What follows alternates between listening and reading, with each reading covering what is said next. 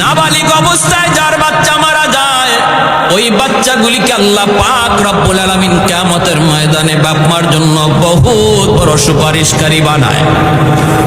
বাচ্চাগুলি আল্লাহর কাছে ডাক দেয়া কয়, মালিক, ও মালিক, তুমি আমারে দুনিয়াতে পাঠাইছো, পাঠানোর সময় আমার মা কত কষ্ট করছেন, জান বের হয়ে যায় অবস্থা।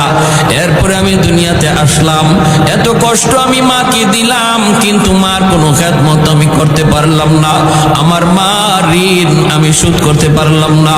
আল্লাহ, আজ যদি তুমি আমাকে জান্নাতে দিতে চাও, আমার মা বাবা সারা জান্নাতে যাইবো না, হয় আমারে বাপ মার সাথে জাহান্নামে দিয়ে দাও, হয় আমাকে আমার বাপ মার সাথে জাহান্নামে দিয়ে দাও।